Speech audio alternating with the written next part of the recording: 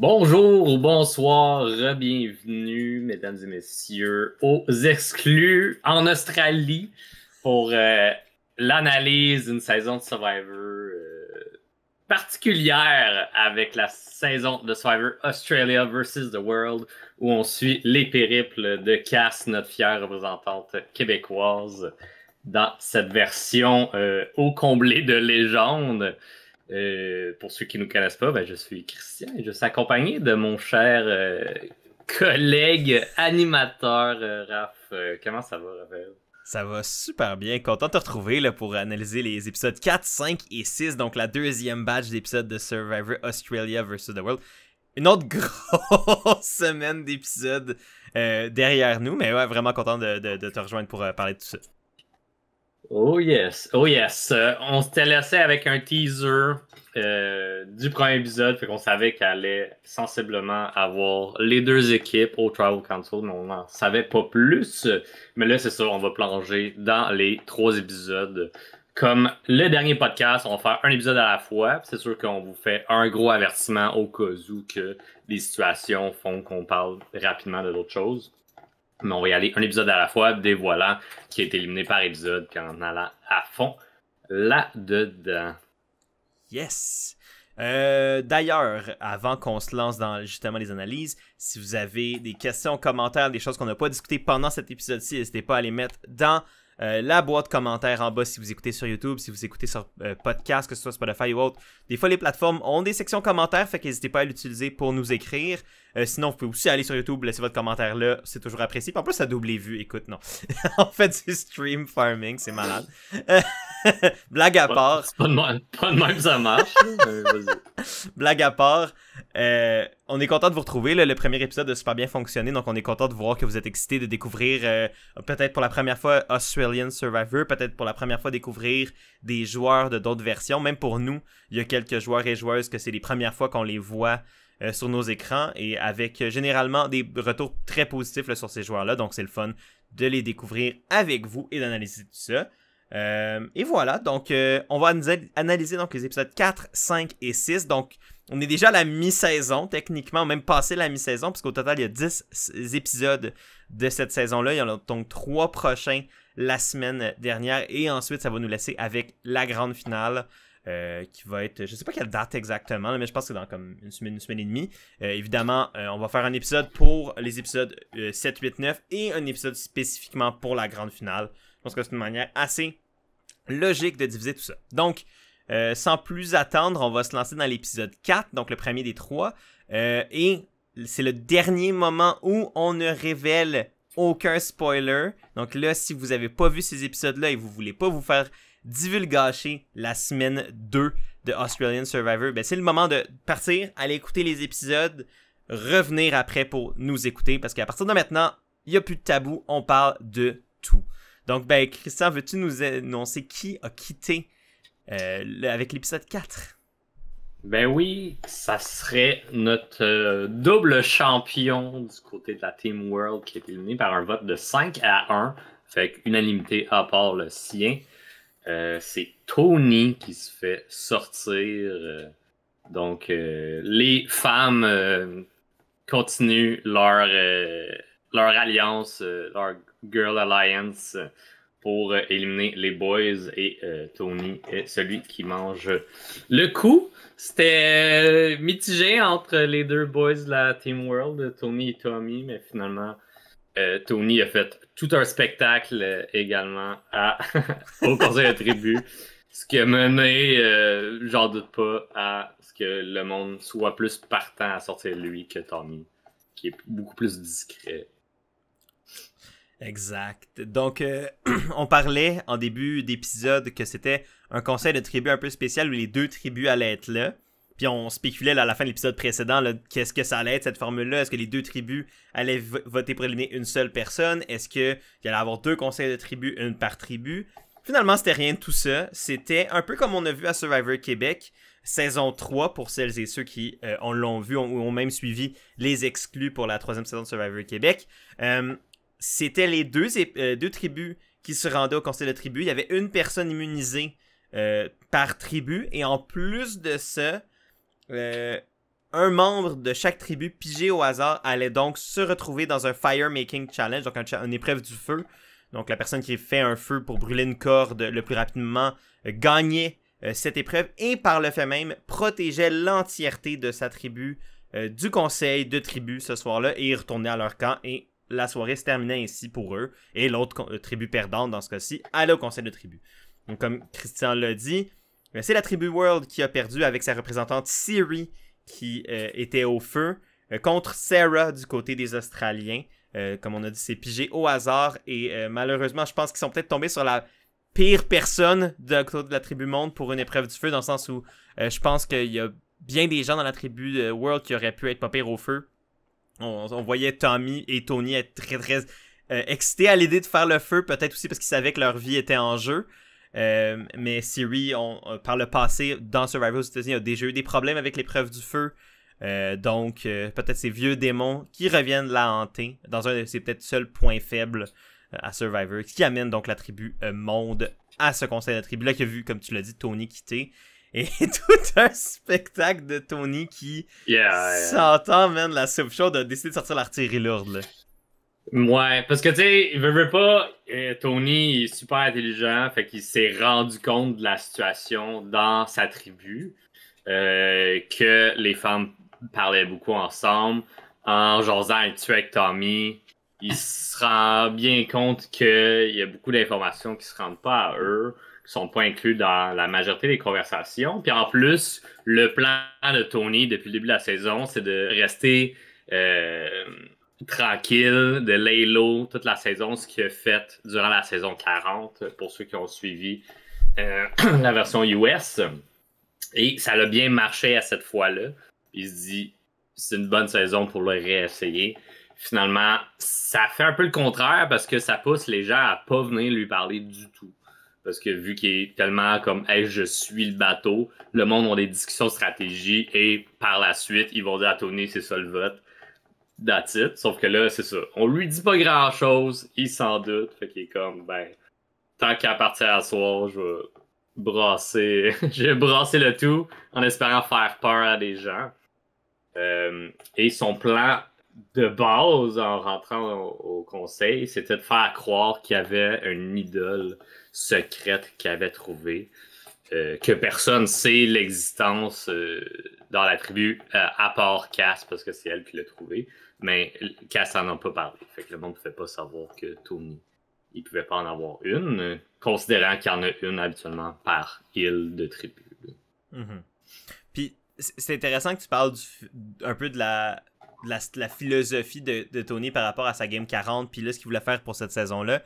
Je pense que la grande nuance, selon moi, entre les deux, c'est que dans la saison 40, il était sous le radar, mais il était actif. Tu le voyais quand même être très très proactif dans les stratégies, à être proactif dans les conversations qu'il avait avec les joueurs pour se mettre dans une bonne position, se créer un cercle d'influence qui allait le protéger et vice-versa. Là, je l'ai trouvé beaucoup plus passif. Oui, il a voulu être sous le radar et c'est correct, là, c'est ce qu'il fallait qu'il fasse, je crois, parce que c'était gage de succès au début pour lui dans les 3 premiers épisodes.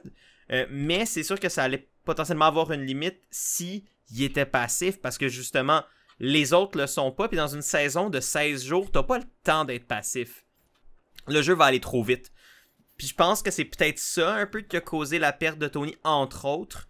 Et justement, le fait de ressortir le vieux Tony de la saison 28 aux États-Unis, qui est le Tony chaotique, le Tony avec des idées de folie qui marchent souvent pour tu sais, je veux dire, faire des moves de même, ça a tellement la chance de te péter dans la face, mais pourtant Tony était capable de les faire fonctionner. Surtout que dans une saison comme Survivor 28, qui était avec des joueurs de quand même bon calibre, même chose pour Survivor 40, il a été capable de faire des moves impressionnants, même en jouant avec des bons profils de joueurs. Je pense que là, il a pogné un peu le mur il a essayé de refaire la même formule une fois qu'il a été mis au coin du mur, mais il était trop peu trop tard, puis 2, ben ça refait sortir un peu l'incertitude que tu peux avoir en jouant avec Tony de « Ok, là, il a l'air de mon bord, mais est-ce qu'il va un mané se retourner contre moi? » Parce qu'il l'a fait par le passé. Fait que c'est là où son historique a peut-être aussi joué contre lui, puis en plus d'être, selon moi, pas assez proactif pour bâtir des relations solides autres que les Américains. C'était vraiment ses seules relations. Puis Tommy, ça semblait être plus parce que c'était les deux seuls boys qui restaient et non parce que il y avait un réel désir de bâtir de quoi ensemble et même peut-être ensemble plus d'autres joueurs. T'sais, il est pas allé voir Tommy en disant « Hey, moi, les deux filles, je les truste pas. Eux sont amis dans la vraie vie. » Siri et Parvati dans ce cas-ci. Fait que si toi, moi, Lisa et Cass, on se rallie ensemble, toi, t'as encore tes girls du côté monde. Moi, j'ai toi. T'es mon numéro 1. Les filles sont plus proches une de l'autre. Tu sais, à la limite, ça met Tony dans une position vulnérable, mais ça met quand même Tony dans une position vulnérable dans une alliance en force. Puis là, le gros apostrophe, puis le gros blind spot de ce que je propose là, ben c'est que les filles sont alliées, dans ce cas-ci, Cass et Lisa sont alliées avec Suri et Parvati. Fait que ça se pourrait que ça explose quand même dans la phase de Tony, mais je trouve qu'il y avait comme des possibilités qui ont peut-être pas été exploitées par Tony, par une passivité, par peut-être un manque, une volonté de pas se mettre la tête hors de l'eau. Puis ça l'a. Ouais. Il a quand même mentionné, tu sais, je sais pas si c'est un plan qu'il a juste fait rendu au conseil de tribu, mais en faisant semblant qu'un idole, en portant symboliquement son soulier autour de son cou, à la grande humour qu'est Tony. Man, j'adore Tony. Tu sais, il se servir de bord parce que les girls, ils se lèvent pour jaser, puis il sent que si c'est pas lui qui part, c'est Tommy qui part, puis il est un peu mal pris après ça, parce qu'il sent qu'il est mis à part, tu sais. Fait qu'il mentionne à Tommy, essaie de convaincre Cass et Lisa de splitter le duo Siri et Parv. Le problème là-dedans, c'est qu'ils sont plus proches. Ben, Lisa, en tout cas, est plus proche de Siri. Siri a beaucoup plus d'ouverture que Parv. Et Parv a un collier d'immunité qu'elle a gagné dans l'épreuve d'immunité durant l'épisode, parce que c'est un collier par team, c'est Parv et Sarah qui l'ont gagné. Fait que Parv, qui aurait été la meilleure cible pour Tony à faire virer le plan contre, était protégé. Fait que j'étais comme un peu trop tard, comme t'as dit. Il l'a pas mentionné non plus. Puis... c'est ça. Fait que... Puis Parv, elle a vraiment pas aimé ça. Là. Fait que... ben, c'est ça. Ben, en fait, c'est ce que Parv a surtout pas aimé. Puis c'est la deuxième partie de, selon moi, pourquoi Tony est parti, parce que faut revenir un peu en arrière, je pense, pour comprendre aussi la dynamique dans la tribu. C'est que d'un côté, l'alliance des filles, donc Parvati, Siri, Cass et Lisa, les quatre ont une alliance ensemble, un peu comme la Black Widow Brigade qu'il y avait dans le temps en Micronésie, saison 16, je crois, aux États-Unis, où c'est une alliance de femmes qui avait dominé la saison. Ils ont un peu refait. J'avais lu dans un article qui disait les reheated nachos de la Black Widow Brigade. Donc, avec Cass et Lisa dans cette version-ci. Et que c'est dans le fond, dans cette version-là de la Black Widow Brigade, donc les quatre femmes, partageaient pas le même agenda individuel. Là où, pour Lisa et Cass, garder Tommy était plus intéressant parce que il faisait partie de la gang internationale contre les États-Unis. Donc, un nombre de plus pour eux. Puis quelqu'un de confiance pour Cass et Lisa. À l'inverse, pour Suri et Parvati, Tony était plus intéressant parce que c'était un bouclier devant eux advenant un merge. Et c'était aussi, encore une fois, un nombre pour le côté américain des joueurs. Fait qu'il y avait cette dynamique-là déjà complexe entre les deux. Là. Ouais. L'affaire, c'est que le bouclier servait pas mal juste à Parvati. Exact. C'est ça. C'est tout. Puis on sentait que la relation de Tony était surtout par Parvati et pas tant par Siri, on aurait dit. En tout cas, c'était la perception que j'avais en écoutant les épisodes où Tony était là, c'est que j'ai l'impression qu'il était allié avec elle parce qu'il fallait, genre parce qu'il était américaine, parce que il venait de la même version, et pas tant parce qu'il leur fait... on a senti dès le début qu'il leur faisait pas confiance, puis avec raison jusqu'à un certain point, là, tu sais. Mais à ce moment-là, si tu leur fais pas confiance, pourquoi te retourner sur un critère arbitraire comme de quelle version de Survivor tu viens pour faire tes alliances? Puis c'est là où tu me dis, je suis curieux d'avoir ton opinion là-dessus. À mon sens, c'est un peu la même raison pourquoi les alliances de filles marchent pas, ou les alliances on vient de telle place marchent pas souvent, des choses comme ça. C'est quand c'est des critères arbitraires qui découle pas d'une réelle confiance ou d'une réelle relation de proximité, ça t'offre pas, parce qu'il y a pas vraiment de base solide. Non, c'est ça, ça tient pas la route. Fait qu'aussitôt qu'il y a une embûche ou que ton objectif personnel arrive en confrontation avec cette alliance-là, tu vas souvent plus pencher pour ton objectif personnel qui va faire plus de sens pour ta game. C'est juste qu'il y en a dans ces alliances-là que leur seul objectif, c'est d'aller le plus loin possible avec cette alliance-là arbitraire qui, la majorité, sont prêts à juste flip dessus parce que c'est juste un nombre en ce moment. Parce que les circonstances font ainsi que. Exact. Puis c'est là où j'ai trouvé super intéressant de la part de Lisa et surtout Cass, du côté des filles, quand ils discutaient avec Parvati et Siri, de qu'est-ce qu'on fait pour le plan, là, si on va au conseil de tribu, qui est-ce qu'on élimine.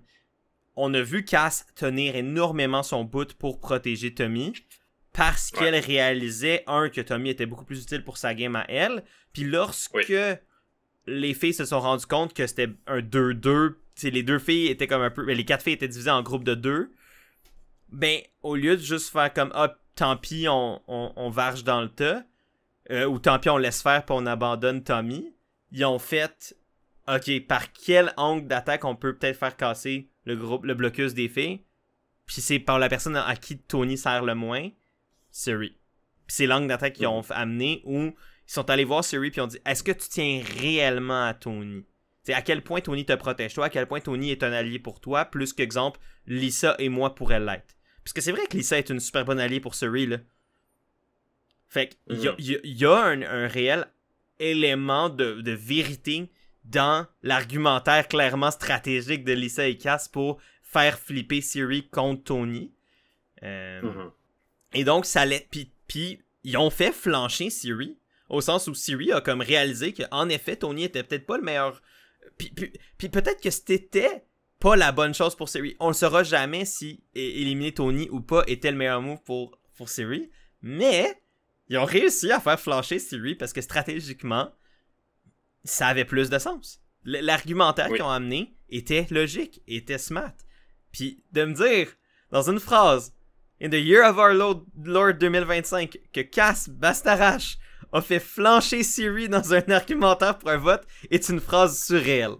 C'est tout ce que j'ai à dire. Ça me fait encore capoter. J'en reviendrai jamais.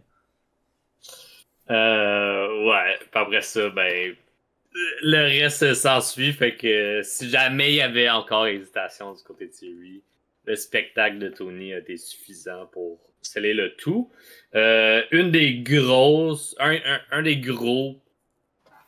sujets de confrontation dans ce conseil de tribu-là, c'est la fameuse boîte qu'ils ont depuis jour 1 que les femmes ont réussi à ouvrir secrètement la semaine dernière et que là, Tony, juste par instinct, est convaincu qu'ils l'ont ouvert et que c'est Parvati qui a trouvé la clé. Fait que, out of the blue, il fait juste dire, t'as-tu dit à tes alliés que t'as trouvé la clé pis t'as ouvert la boîte?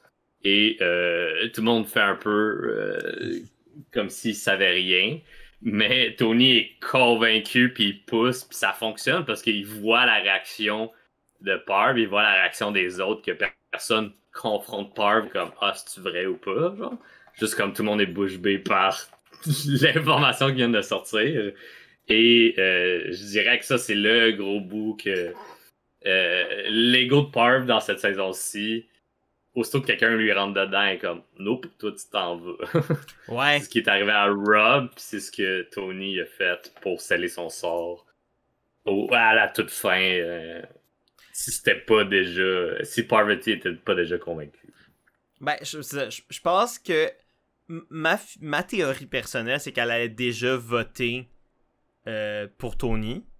Parce que probablement qu'ils ils sont retournés la voir. T'sais, selon moi, il y a eu des conversations pour un peu amener la direction vers Tony. Là. Une fois que Siri a comme accepté de laisser tomber Tony, j'ai de la misère à imaginer, surtout à ce stade-là du jeu, Siri un peu prendre le risque de brûler Parvati en ne lui transmettant pas l'information, en n'essayant pas de la mettre du même bord du vote. Surtout pour Tony qui, au final, comme on disait, oui, est un bouclier, mais est pas tant un allié. Ou tu sais, est un allié en dépit mais pas tant un vrai allié, plus que, mettons, ben, Tsuri puis Parvati le sont une pour l'autre. Fait que, ma théorie, c'est qu'elle a déjà voté pour Tony. Par contre, puis c'est là où ça aurait pu être intéressant, puis Tony aurait peut-être maybe pu, c'est qu'au lieu d'attaquer Parv, s'il avait essayé plutôt de... Mais là, il pouvait pas le savoir. Ben, tu sais, s'il se disait, OK, Parv, selon moi, a la boîte, puis que c'est quelque chose qui pourrait m'aider, parce que Parv est censé être de mon bord, il aurait pu essayer de pousser l'argumentaire à Parv, avant le conseil de tribu, évidemment, mais, tu sais, utilise ce pouvoir-là sur moi, puis après ça, on est loyal, puis on est good, puis je te trahirai jamais. D'essayer de marchander sa loyauté contre un élément de survie. Puis Parv, puis c'est la chose qui, pour moi, aurait été super intéressant, puis je suis curieux d'avoir ton avis là-dessus, puis tu penses que ma théorie est vraie ou pas, ou est valide ou pas. Parv a quand même un historique d'être game de jouer des avantages, des immunités, des whatever pour ses alliés. On l'a vu dans les saisons précédentes. Ouais. Elle est capable de le faire et elle n'a pas peur de le faire. Ce qui, pour moi, fait de Parv une joueuse super intéressante dans un contexte moderne où le monde joue plus tant des colliers d'immunité pour leurs alliés maintenant. Là. C'est plus quelque chose qui se fait tant que ça. Fait que, mais Parv, c'est une joueuse qui le faisait et qui serait game de le faire. Oui, parce que c'est un move qui se tient autant que de te protéger toi. Parce que ça te garantit des nombres, ça te garantit... Tu sais, comme, il y a une certaine confiance qui tient la route la majorité du temps, là. On parlera pas de Ghost Island, mais je sais pas, je pense que il était un peu trop tôt parce que il y a tout le temps cette question-là du merge, quand est-ce qu'il va être, c'est une journée à l'autre, puis spoiler, c'est le prochain épisode, là. Fait que tu sais, tu veux garder le plus d'armes possible, surtout considérant que là, ils vont être 5-5 World versus Australie pour le merge. Fait que si tu te sens dans l'eau chaude, tu veux avoir le plus d'outils pour t'en sortir parce qu'il y a tellement pas de place pour naviguer puis se faufiler dans ce type de saison-là là, que je pense pas qu'elle l'aurait fait même si elle y a pensé. T'sais. Non, mais je pense pas non plus. Mais c'est sûr que là, au lieu d'y aller plus en mode « Hey, on va travailler ensemble », d'y rentrer dedans, ça a comme juste... S'il y avait une once des stations de remords dans la tête de Parvati, qui aurait peut-être pu l'amener à faire un move impulsif, ben ça a complètement évacué la seconde où Tony s'est mis à l'attaquer, puis ça a un peu... Même si selon moi son sort était déjà scellé, ça l'a juste scellé encore plus, là. Yeah. D'où le fait que c'est un vote unanime 5-1, comme tu disais. Ouais. Deux derniers trucs que j'aimerais mentionner dans cet épisode-là avant d'embarquer sur le prochain. La première chose, du côté des Australiens, on a, suite au dernier vote, Gianni et Lou qui sont rendus super tight, mais contrairement à eux, Sarah qui sent que son lien avec Kirby n'est plus, elle sent qu'elle se fait ignorer encore. Puis, comme qu'elle avait fait avec le vote de David, elle va jaser avec Janine. Puis, considérant que Janine et Luke sont un peu dans le bottom de cette tribu-là, ben, ils se jasent de tout ça. Et Luke propose d'aller dire à Kirby et ça chie de ce côté-là. Fait qu'il y a du monde pisse un contre l'autre, puis sont prêts à se voter out un contre l'autre. Puis ça va y avoir des incidents quand même sur l'épisode 5. Mais autre chose, c'est dans le défi d'endurance, toute la Team World est tombée avant... toute la Team Australie est tombée avant la Team World. Sarah, qui a remporté du côté des Australiens, aurait pu continuer puis peut-être battre les premiers, mais en même temps, elle avait pas besoin de le faire, fait qu'on le saura jamais. Ouais, puis tant qu'elle se garde ton énergie, là. Exact. Fait que déjà là, ça met l'emphase sur à quel point que, en tout cas, dans les défis d'endurance, la Team World en a beaucoup plus c'est fou. Dans la tank que l'Australie. Puis l'Australie, c'est pas des... Les saisons australiennes, c'est des saisons quand même reconnues pour avoir du monde qui performe dans les épreuves, là, fait que Mhm. C'est crazy, là. C'est vraiment C'est les meilleurs débile, des là. meilleurs, là. C'est débile. C'est débile. Et on a eu notre cast qui a été finaliste contre Parv dans cette épreuve-là pour le collier. Et que Parvati lui a proposé un deal que Cass n'a pas accepté tout de suite de dropper et lui laisser le collier. Et au prochain challenge d'endurance, que Parv allait laisser Cass l'emporter. Puis finalement, 24 minutes plus tard après le deal, Cass accepte lâche, mais elle strugglait déjà. Là. Ouais. Ben, de un, moi, pendant que j'écoutais l'épisode, j'étais juste dans ma tête, je parlais à Cass, puis j'étais comme, accepte pas le deal, on s'en fout, Parv va jamais nécessairement. Ben, quoi que Parv pourrait peut-être laisser une épreuve d'endurance à un autre moment donné, mais à ce moment-là, j'étais comme, tu peux pas bêter là-dessus, fait que j'étais comme, Cass, accepte pas ça, fais juste y aller au plus possible, puis si c'est Parv qui gagne,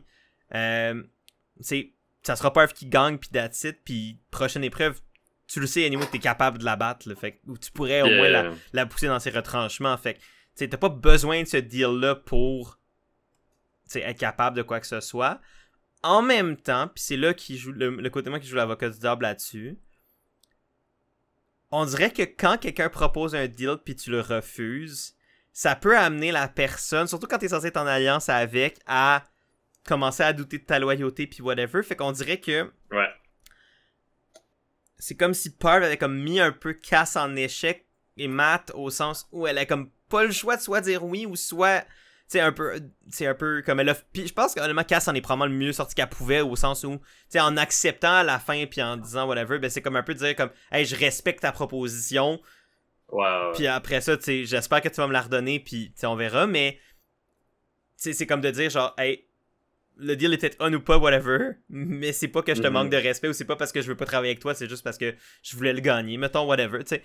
Puis ils s'en sont probablement reparlé après, mais je trouvais que Parv a un peu mis Cass dans un coin en proposant ça quand même, tu sais. Ouais, au contraire, je pense que toute cette situation-là, avec la façon que ils s'affrontaient puis que c'était les deux dernières depuis un bout, je pense que c'est le début de leur relation frenemies pour le reste de la saison, là, de comme on est alliés puis on va être forts ensemble, mais les deux sont conscientes que une va revirer sur l'autre tôt ou tard, puis ça risque de jouer possiblement sur une épreuve là, de celle qui l'emporte reste en vie puis l'autre s'en va, tu sais.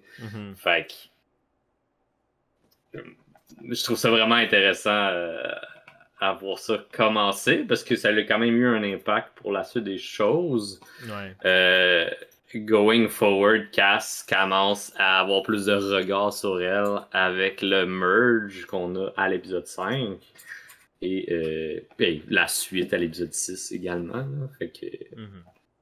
Mais avant de passer à l'épisode de la fusion, j'aimerais quand même revenir rapidement parce qu'on a brossé très rapidement le portrait sur la tribu australienne.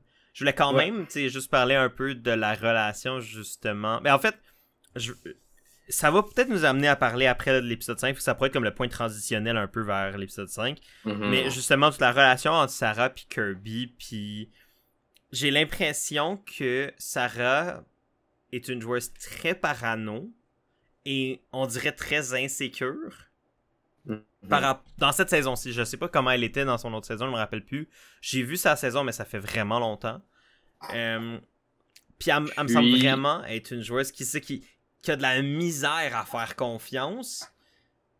Avec raison ou pas, tu sais, je veux dire, est-ce que cette difficulté à avoir confiance est justifiée? Peut-être. Mais on dirait que c'est ça.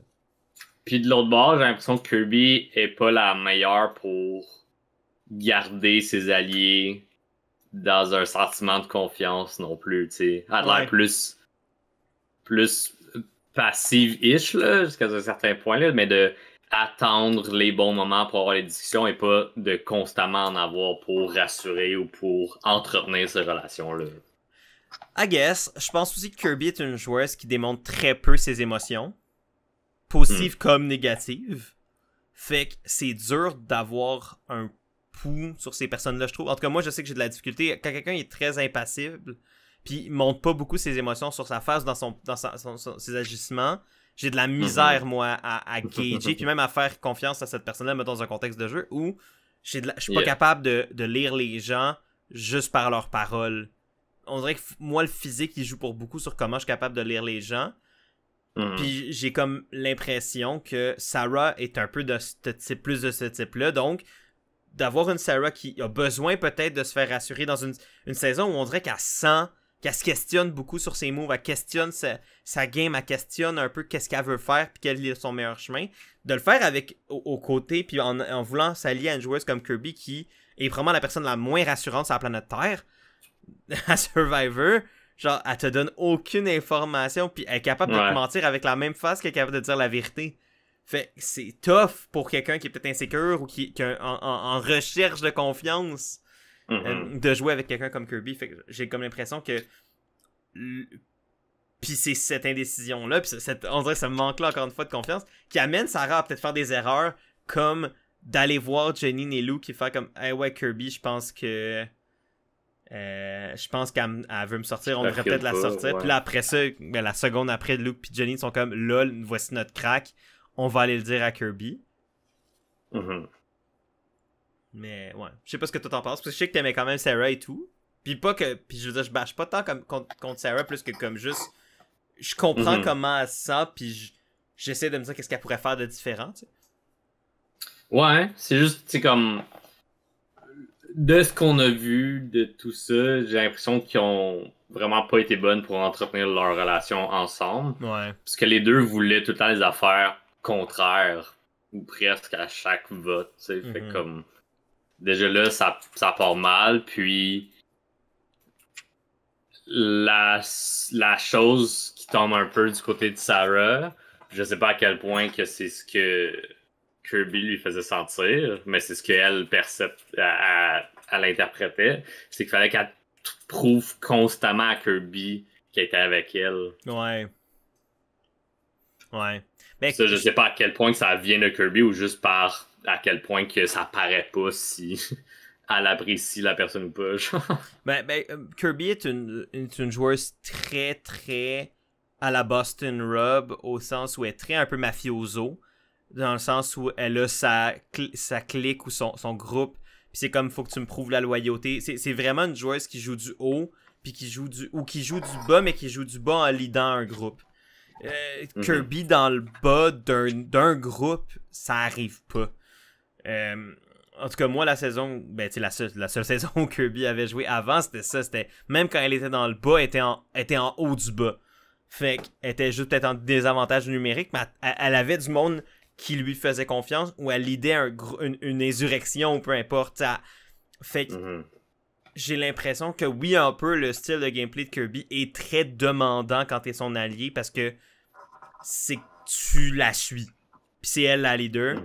Ce qui est très bon dans un sens pour elle, parce qu'on l'a vu une game de mafioso, quand t'es capable de le faire avec talent, ce que Boston Rob était capable de faire, et ce que Kirby est capable de faire, c'est extrêmement dangereux, parce que ça règne par la peur, ça règne par le contrôle, ça règne par le nombre.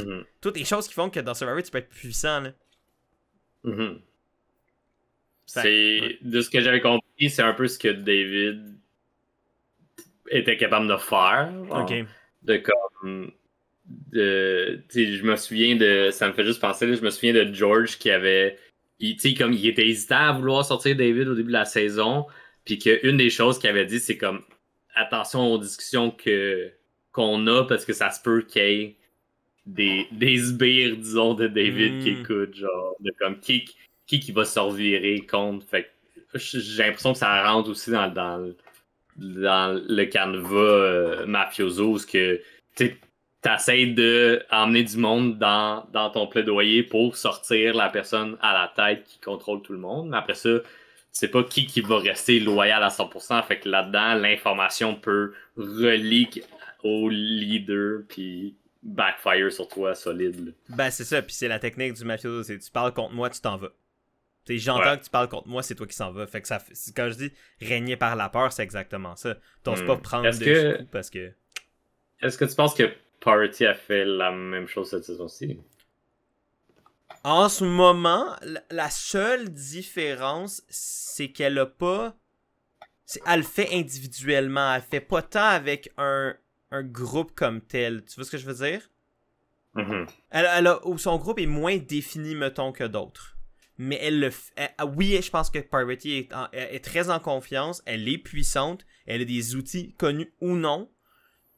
Fait qu'elle elle a cette confiance-là de pouvoir dire tu parles de moi et je vais te sortir.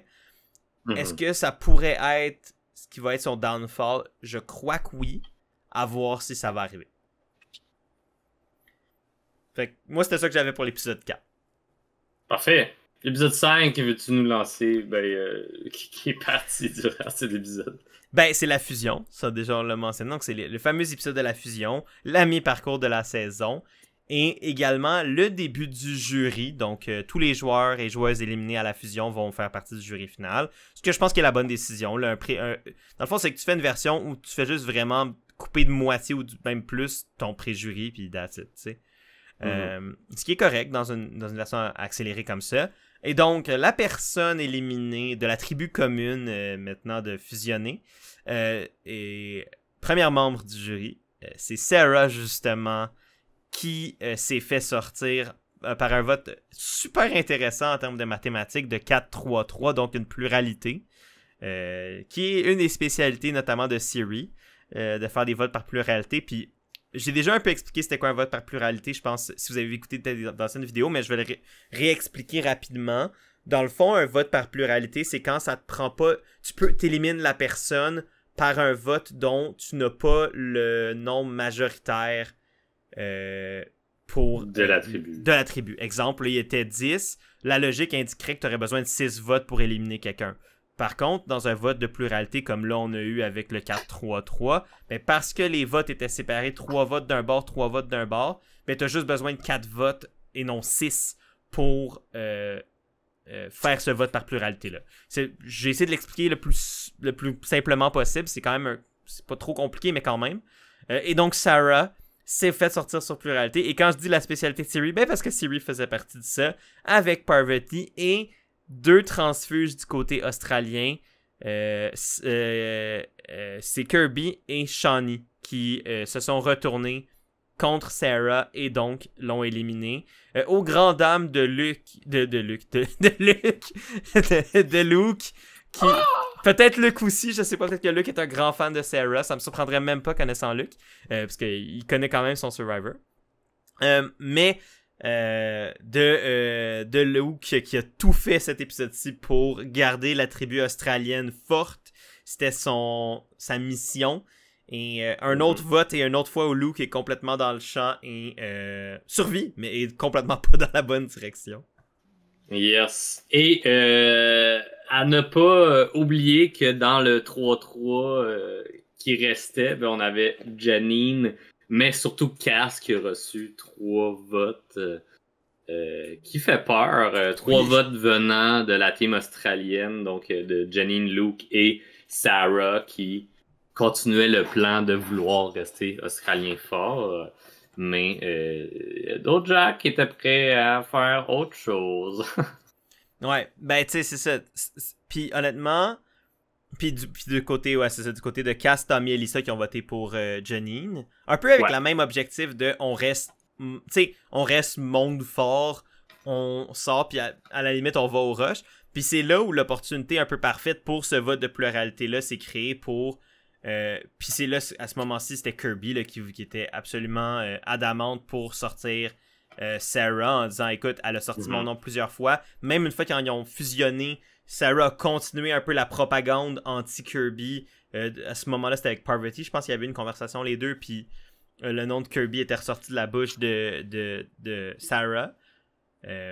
Et donc, ces 4 femmes-là qui ont décidé un peu de s'allier cross-tribu pour faire ce plan-là, qui a sauvé un peu le cul de Cass, mais qui...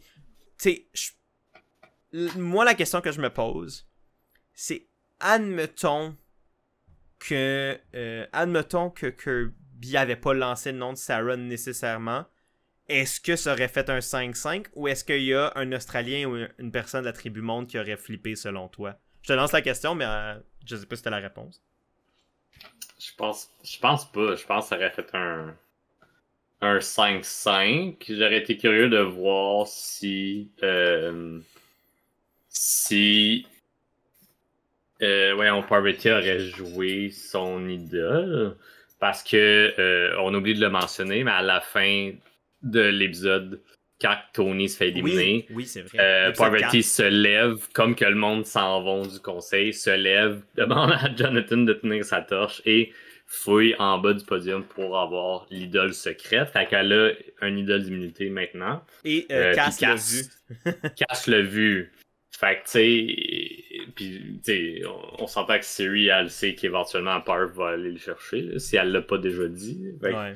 il y aurait pu avoir un monde où, allant vraiment fortement dans un 5-5, il y a des immunités qui jouent, mais immunité d'un bord veut dire immunité de l'autre qui va jouer en même temps. Ouais, parce qu'on sait que Luke en a une, puis il a l'air d'un genre de joueur qui va réagir rapidement pour se sauver le cul. Fait que après ça, est-ce qu'ils sont capables de protéger la bonne personne?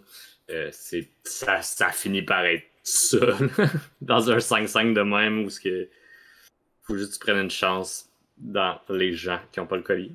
Puis c'est là où moi, cet épisode-là, plus que tout, plus que le résultat qui a été éliminé, plus que le vote lui-même, genre le 4-3-3, peu importe, moi, ce que cet épisode-là m'a donné comme sentiment, c'est esprit que c'est le fun un épisode d'un merge comme sans shenanigans weird, où t'as vraiment deux tribus en égalité numérique qui relativement veulent se tenir, et là c'est un clash des esprits de qui va franchir, où est la faille, et qui peut après ça donner naissance à un autre plan un peu, tu sais, cross-tribal, entre tribus, comme là il est né pour sortir Sarah.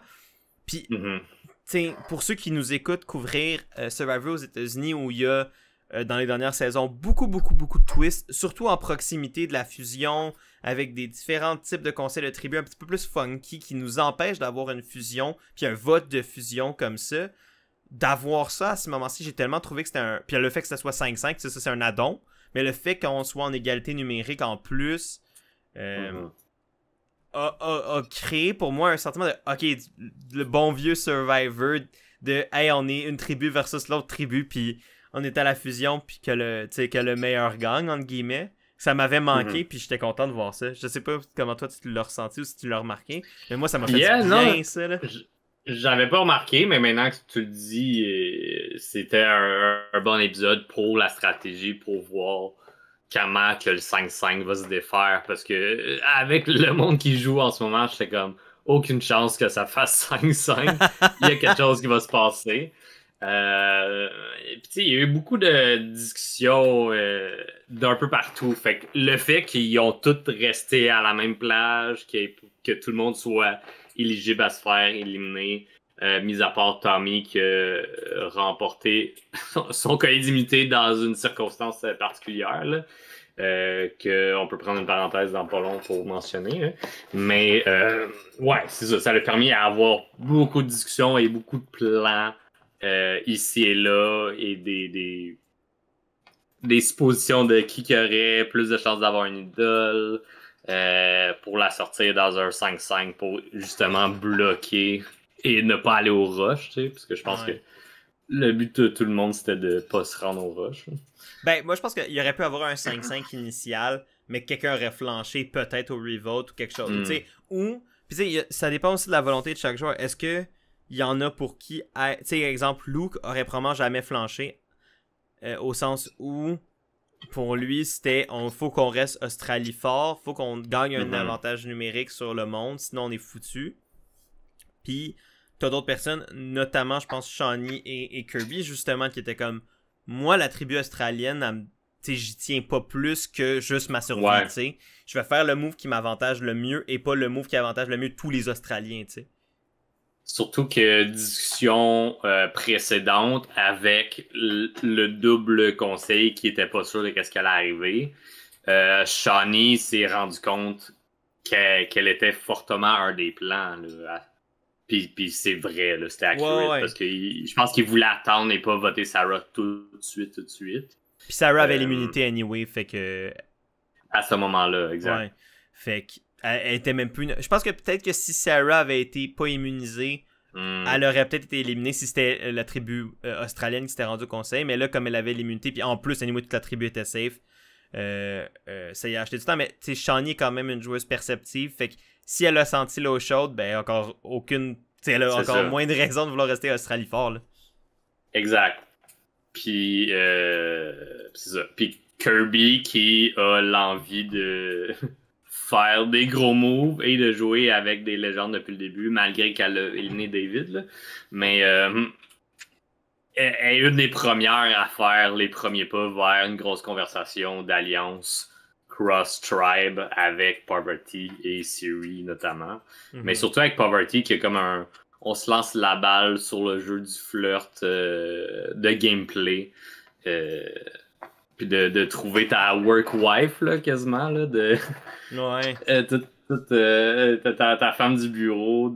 J'aime bien la relation que j'ai à la maison, mais ici, il faut que je me trouve quelqu'un de confiance, qu'on se renvoie la balle comme ça, plaisamment. Là, fait que... Ouais, puis... je trouvais que ça faisait ça. Ouais, puis tu sais, je pense que surtout la semaine passée, là, j'ai passé un bon moment pour dire à quel point je pense que Kirby est une joueuse exceptionnelle, puis est une joueuse stratégique exceptionnelle, puis qui a pas peur de faire des moves, qui a pas peur.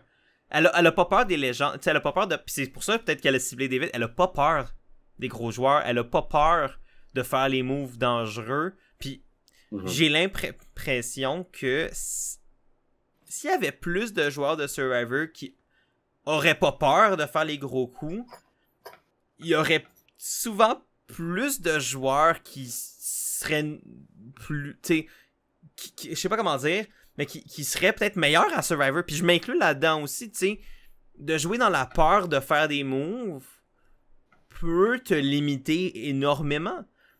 Et d'avoir une joueuse comme Kirby qui, tout comme Parvati, a pas peur de faire des gros moves, a pas peur des joueurs dangereux, autant de les éliminer comme de jouer avec eux. Puis c'est ça que Parvati disait qui était super alléchant pour elle. Tu sais, c'est que Kirby a pas peur de Parvati quand tout ce que Parvati...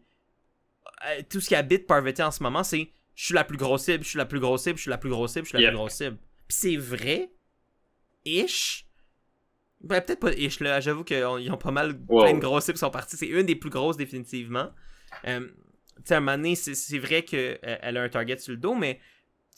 Puis d'avoir une Kirby qui est game de jouer avec toi à ce moment-là, ben c'est de la musique à ses oreilles. Yeah. Vraiment. Ce que j'ai trouvé particulier dans les conversations, c'est Kirby avec Parvati et Sarah avec Parvati par rapport à une et l'autre. Parce que Kirby, rapidement, une des choses qu'elle a dit, c'est un peu un heads up que Sarah, elle ne fait pas trop confiance. Elle a sûrement l'intention de sortir les gros joueurs comme qu'elle a fait plus tôt et tout.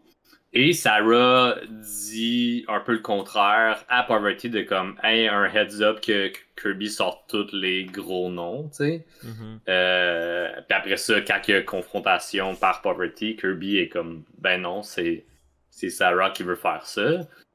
Sauf que pour moi, c'est clair, selon moi, la vérité dans tout ça, c'est Kirby qui veut sortir les plus gros joueurs et prendre de plus en plus de l'ampleur puis du momentum dans la game. Contrairement à Sarah qui essayait de jouer une game plus loyale puis qui n'arrivait pas à avoir ça avec sa Ride or Die puis elle avait des remords par rapport à des votes précédents. Selon moi, ça c'est ma vérité dans ce que j'interprète, mais de la façon que Kirby réagit, j'ai pas l'impression qu'elle croit qu'elle ment.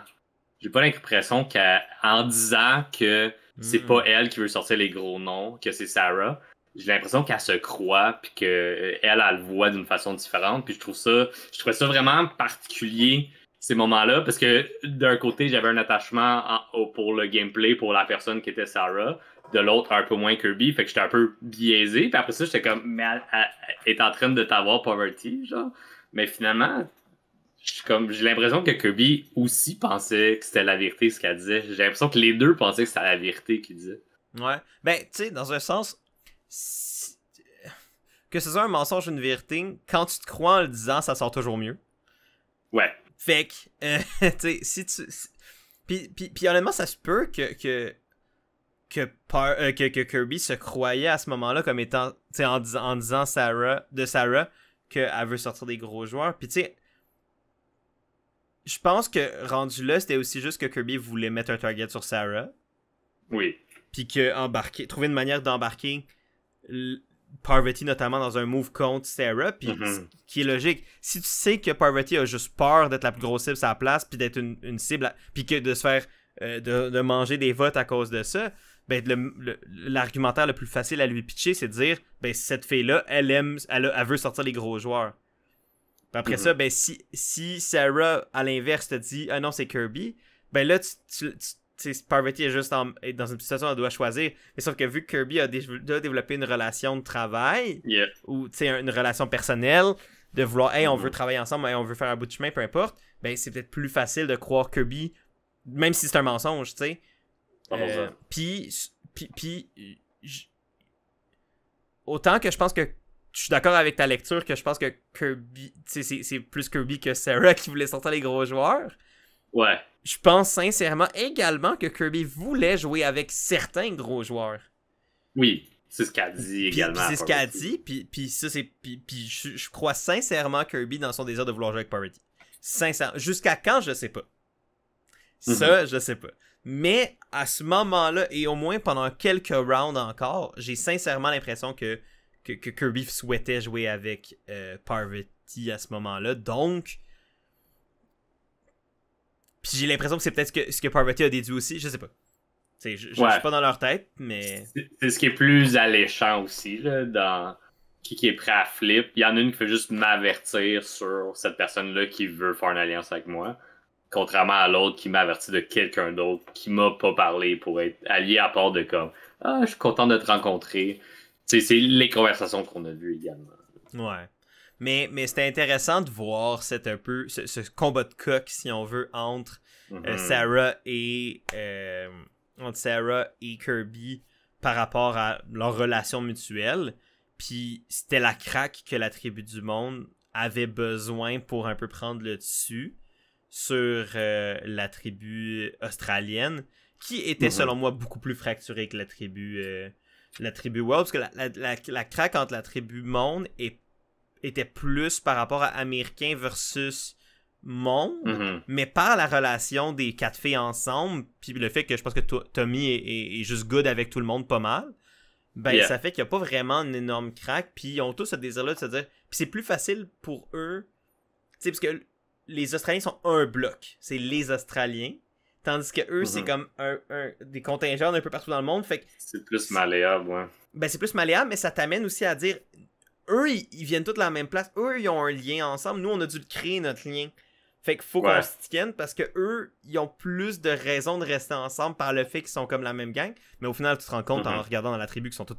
Ils s'aissent tous puis ils veulent tous s'éliminer. Mais... Ouais. Il y a quand même cet aspect-là que je trouvais intéressant de la dynamique un peu Australie versus monde par rapport à cette fusion-là. T'as parlé de l'épreuve d'immunité qui était quand même le retour de ton épreuve d'immunité préférée. Tu dois être tanné de la voir genre, année après année maintenant.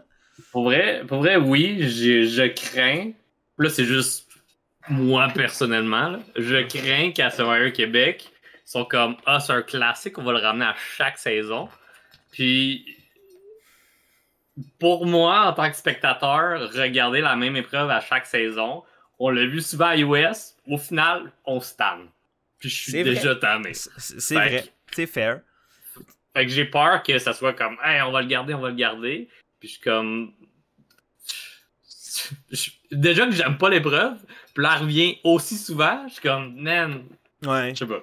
Elle revient à Survivor Québec, elle revient à Survivor Australie, elle vient à Survivor US. Je suis d'accord que c'est vrai que récemment, on a un peu une overdose de cette épreuve-là. Ouais. Tu sais, je comprends pourquoi... oui. À pogne, puis pourquoi les producteurs veulent la mettre, pourquoi elle revient. Mais je suis d'accord que ça commence à être too much, puis ça pourrait être bénéfique. Tu sais, là, je comprends. Honnêtement, je donne un pass à la saison australienne parce que pour moi, ça va partir un peu d'une épreuve que tant qu'à faire une célébration de Survivor à travers le monde, une des épreuves les plus iconiques, en tout cas dans la version américaine, dans la version québécoise. Il y a au moins 2 des pays représentés que c'est une épreuve qui est iconique de ces versions-là. Je sais pas si... Je pense pas... J'ai pas l'impression que ça l'est pour en Australie. J'ai pas de souvenir de l'avoir vu en Australie, celle-là. Puis je peux pas parler pour la version néo-zélandaise puis la version finlandaise parce que je les ai pas écoutées. Mais, tu sais, fait que de l'avoir pour ce moment-là, je comprends. De l'avoir, par contre, mettons, pour une 4e fois de suite au Québec, j'avoue que pour moi, je commencerais à trouver ça un peu redondant, à moins qu'il y ait comme une twist associée à ça, ou une twist dans le sens que qui repense un peu l'épreuve d'une manière différente, mais je vois pas... Ils l'ont déjà repassé, tu sais. C'est ça, fait que honnêtement, je vois pas ce que tu peux amener de plus. Peut-être que je suis juste pas assez créatif, mais je vois pas ce que tu peux amener de plus à cette épreuve-là pour rehausser, admettons, divertissement pour un public. Mais on verra. T'sais, je sais qu'admettons, à Koh-Lanta sont bien forts, sur exemple, l'épreuve des poteaux qu'il y a à chaque saison, année après année après année. Puis d'un point de vue spectateur, il y en a peut-être qui aiment pas ça, mais on dirait que le public semble quand même à... C'est rendu tellement... C'est tellement été souvent que c'est rendu comme une épreuve mythique que c'est comme un rite de passage, comme la fusion, ou comme le auction, peu importe. Quand tu veux vivre ce moment-là quand t'es un joueur de Koh-Lanta. Je sais pas si c'est genre un peu le même principe que peut-être Survivor Québec s'est d'établir de... Le monde veulent ou craignent cette épreuve-là puis savent que ça revient à chaque année, fait que t'as pas le choix, tu peux pas l'éviter. Je sais pas si c'est ça qu'ils essaient de créer ou si c'est juste que il y avait encore le retour sur investissement qu'ils souhaitaient avec cette épreuve-là, mais à un moment donné, ça va s'éroder pour moi. Check-moi bien l'éviter. Mais fait que oui, c'est ça. Fait que l'épreuve... donc l'épreuve de Last Gasp, Dernier Souffle qui revient. Et dans une des éditions les plus...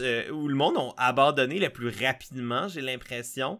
La mer avait l'air de quand même brasser. Là, ça avait l'air quand même avec la pluie puis tout ça, ça avait l'air intense. Là. Oui, veux pas, il y a eu une tempête, fait qu'ils ont dû arrêter vu qu'il y avait des tonnerres, des éclairs. Donc j'imagine que l'eau était pas tranquille juste avant aussi, là, fait que beaucoup de bouffées d'eau. Ouais, ça puis même quand il pleut, ben là tu t'en as dans les yeux, t'es encore moins confortable. Tu sais, j'ai l'impression que dans un monde idéal, cette épreuve-là, tu vas être quasiment dans un esprit second là où t'es à moitié là. Mais là, quand il te pleut d'en face, t'as des gouttes d'eau dans les yeux, t'as de l'eau qui te rentre dans la bouche en même temps par la pluie que par les vagues. C'est encore plus challengeant. Puis ben là, quand le tonnerre... Quand ils ont commencé à montrer des images de tonnerre d'éclair, j'étais comme, sacrez-moi le monde en dehors de l'eau, là, c'est tellement dangereux. Yeah. Puis c'est ce qu'ils ont fait. C'est ça qui est arrivé. Exact. Fait qu'à ce moment-là, il reste encore 4 personnes qui participaient à l'épreuve. On avait Cass, Tommy, Janine et Luke.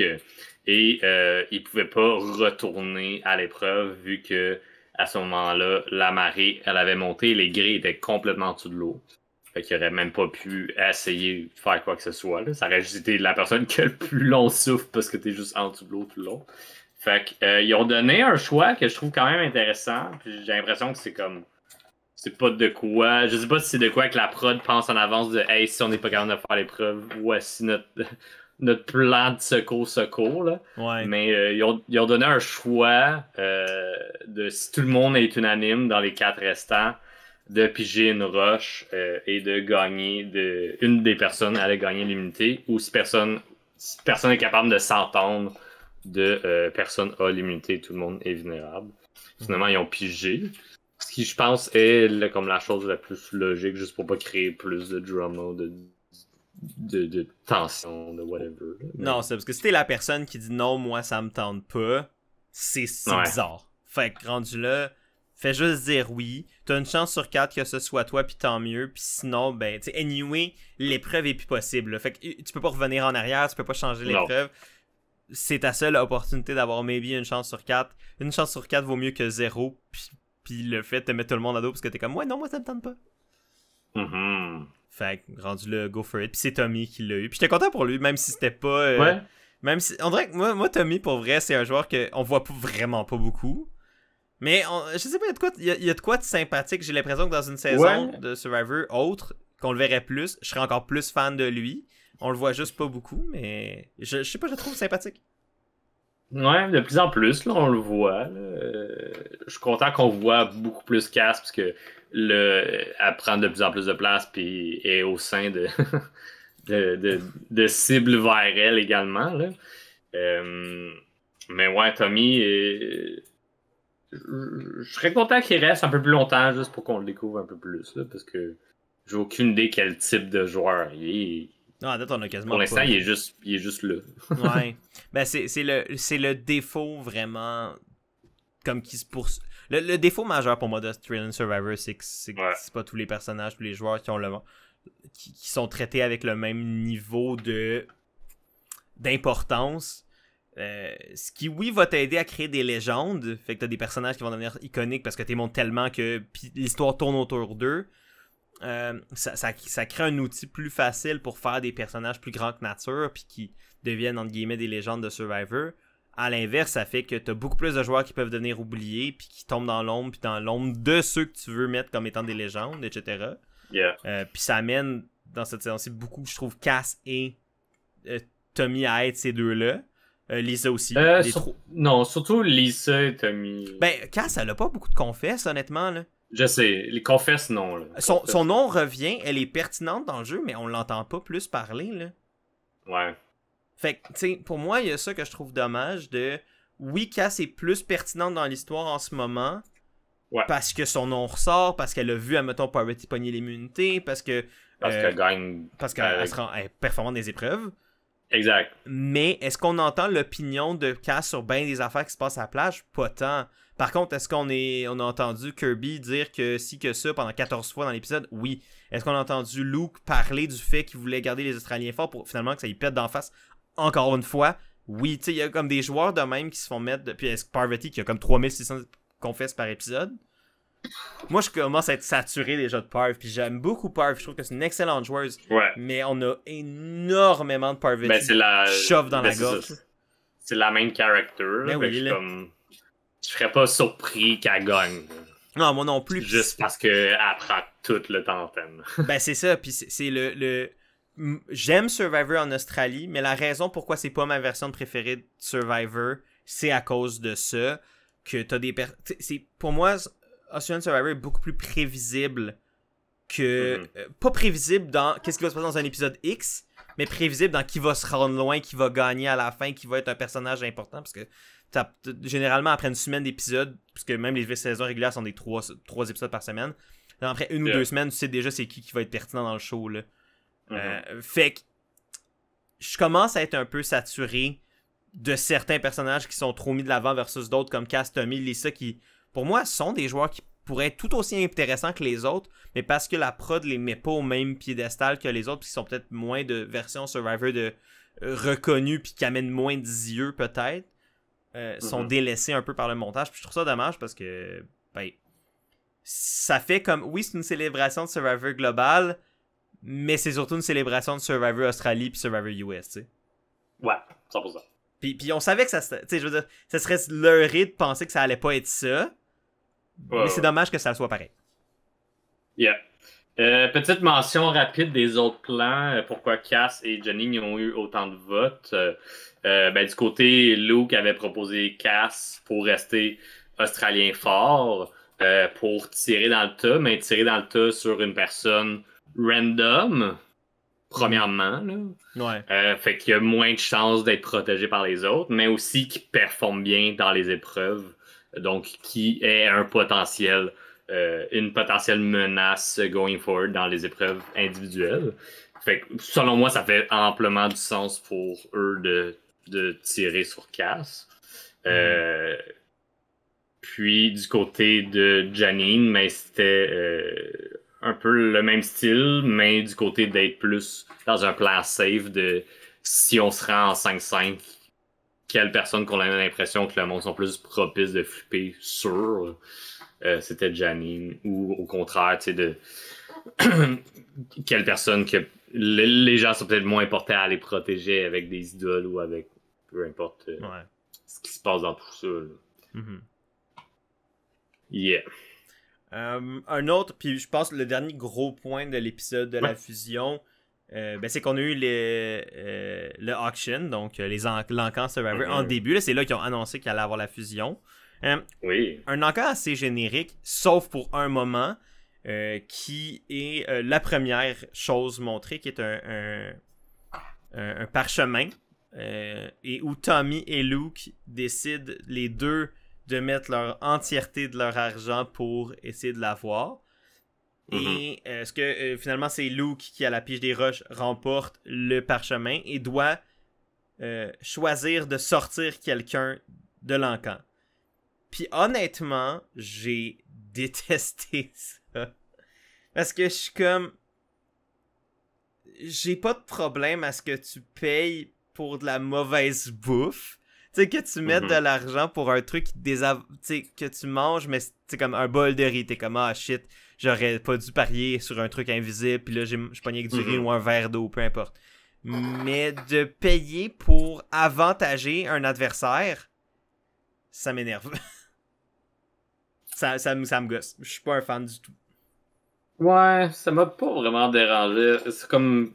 L'enchère, on dirait qu'elle était juste comme...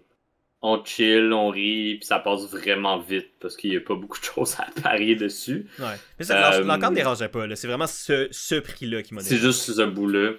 Ouais, l'encan, je l'aime.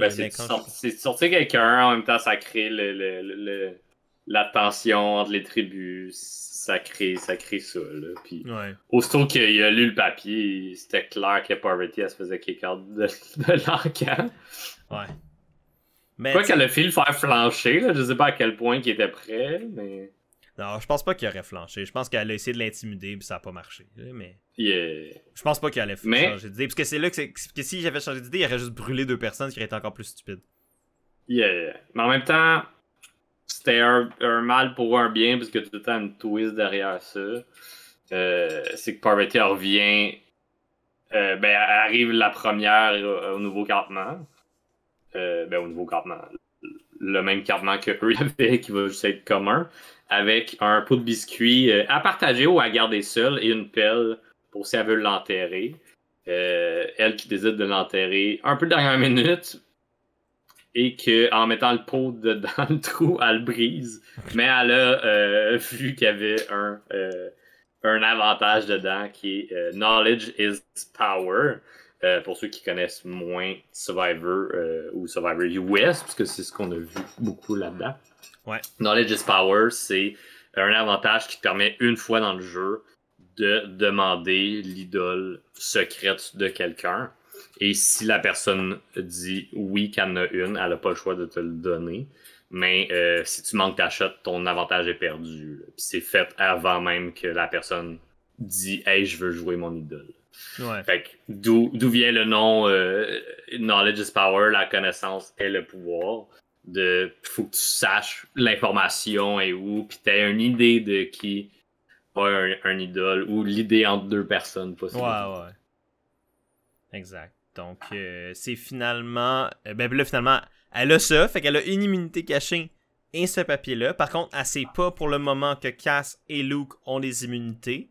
Puis les deux, à date, ont fait une très bonne job de se fermer la gueule. Ce que j'espérais, là, tu sais. Moi, j'avais peur que quand Tony essaie de bluffer pour son immunité à l'épisode précédent, que Cass fasse comme moi, je sais qu'il bluffe parce que c'est moi qui l'ai, ou même si c'est juste pour rassurer, admettons, Lisa puis Tommy, tu sais, juste de, tu sais, comme, on dirait que j'étais comme, non, même ça, fait juste, il tire il se creuse sa tombe, fait que laisse-le se la creuser puis ferme-la. Ce qu'elle a fait, ce qui était super. Puis même chose pour Luke, qui pour l'instant, personne n'a l'air de savoir qu'il y a une immunité à part lui. Donc tant mieux. Mais ouais. Une autre arme dans la cour de Parvati qui la rend extrêmement puissante. Puis c'est un peu ça où je suis comme, bon, ben ça c'est pas... Tu sais, la prod pouvait peut-être pas nécessairement déterminer que ça allait être Parvati qui allait se retrouver là. Ça fait très de Rich Get Richer, un peu comme situation. Puis c'est un peu ça où je suis comme, tu sais, qui moi me dérangeait par rapport à la touche. C'est pas parce que c'est Parvati, là, ça aurait été n'importe qui, j'aurais fait promo. Quoi que je disais, si ça avait été Cass, j'aurais probablement fait comme Let's go! Mais c'est là le biais humain. Mais dans le cas où, tu sais, Luke a juste payé pour rendre Parv plus forte, je suis comme, ça m'énerve en tout cas. Je sais pas, je trouve le principe est flawed. Genre, ouais. C'est comme que tu gaspilles ton argent pour te nuire à toi, à la limite, ou d'être déçu, ça va, mais de payer pour actually ruiner ta game, je trouve ça...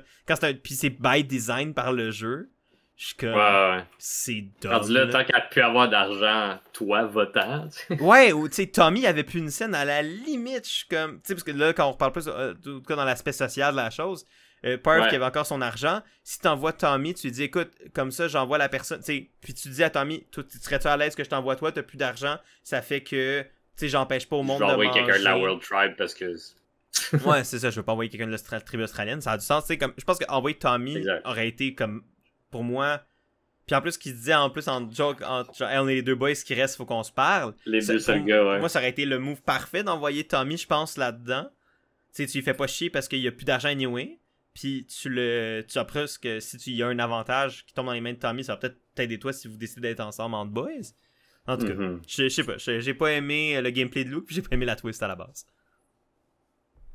Épisode 6. Ouais, I guess que ça conclut l'épisode. Ouais, épisode 6, my god, déjà. Yeah. Épisode 6, mais non le moindre.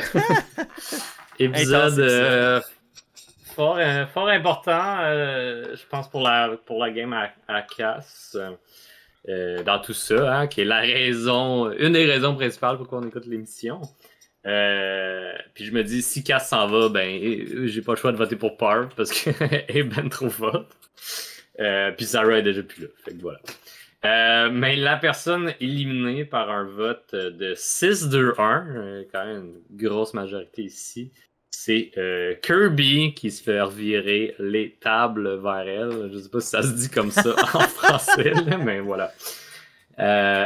Qui se fait éliminer dans ce revirement de situation. Ouais, man, je m'y attendais pas. Honnêtement, tu sais, en commençant l'épisode, même en finissant l'épisode précédent, je m'attendais pas à ce que ça se retourne contre Kirby, tout ça. En même temps, ça me surprend pas. Je m'y attendais pas, mais ça me surprend pas. Parce que Kirby, elle prenait beaucoup de place. Ouais. Moi, cet épisode-là, j'étais comme, ils doivent absolument, pour leur bien personnel à tout le monde, soit sortir Parvati, soit sortir Kirby. Ah ouais, il fallait. C'était impératif, là. Ah ouais. Puis, dans les prochains épisodes, genre le 7e ou le 8e, là, s'ils sortent pas Parv, le plus tôt qu'ils peuvent sortir Parvati, le mieux ça va être pour tout le monde. Parce que Parvati bat tout le monde haut la main en ce moment. Ah ouais, définitivement. C'est elle qui joue le plus fort, c'est elle qui a le plus d'outils dans ses mains pour s'aider à aller. Shots. Tout le monde lui parle, tout le monde veut jouer avec elle. Elle choisit, dans le fond, avec qui elle veut travailler le plus. Puis... Ouais.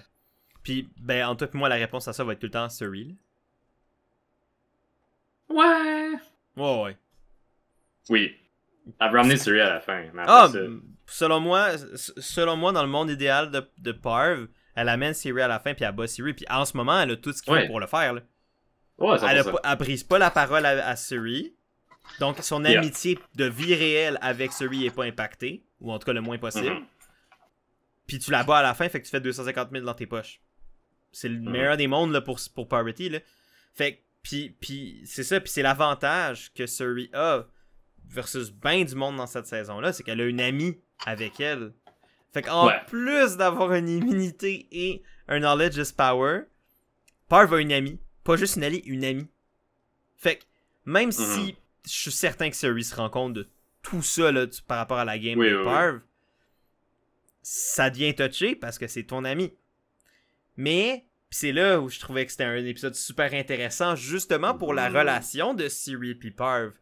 Si tu veux pas t'attaquer à Parv, mais que tu vois qu'elle devient dangereuse, qu'est-ce que tu fais? Tu sors son bras droit qui n'est pas toi. Puis moi, je pense que Siri voyait très bien que Kirby s'en venait pour prendre sa place dans la game de Parv. Là. Mais c'est une chose qu'elle avait mentionnée dans l'épisode précédent, c'est qu'elle avait le goût de jouer avec Kirby, Siri, je parle, mais elle la trouvait aussi tout autant dangereuse, puis elle avait peur d'elle. Fait qu'elle était comme, tu sais, ça fait partie de toute cette réflexion-là. Elle le sentait, là, que c'était à court terme, là, si elle travaillait avec Kirby. Là. Ouais. Ben, c'est ça, parce que, tu sais, Kirby, c'est une joueuse aussi très transactionnelle. Tu sais, elle va travailler avec toi jusqu'à temps que Mhm. parce que t'es utile pour sa game, puis la seconde où tu l'es plus, elle va te sortir, là. Elle a pas de problème à te Ouais. sortir, là. Comme Kirby, pour elle, c'est un jeu, là. Après ça, je pense que ce qu'on mentionnait de Kirby plus tôt avec Sarah a fait un peu le même effet ici sur Siri. Que Siri était pas certaine de la vibe de Kirby, était pas certaine quand est-ce qu'elle mentait, quand est-ce qu'elle disait la vérité. Mhm. Fait que quand Janine lui demande est-ce que Kirby me ment, elle dit je suis pas mal sûr que oui. Ouais. Puis à ce moment-là, selon moi, Kirby elle mentait pas. Là, je me souviens plus exactement c'est quoi le plan. Là. Mais c'est juste par la façon qu'elle est avec ses alliés, ben, avec tout le monde au final, qu'il y en a que ça va les rejoindre, il y en a que ça va les distancer. Puis ça a fait la même chose avec Sarah, puis ça a fait la même chose avec Siri. Ouais, puis pour Suri, tu sais, rendu là, comme je disais, si tu vois que Parvati se fait tirer d'un autre bord, puis tu veux la ravoir de ton côté à toi uniquement, tu sors ça. Hmm. Puis tu sais, c'est une bonne manière d'affaiblir Parv sans t'attaquer à Parv directement, tu sais. Ouais.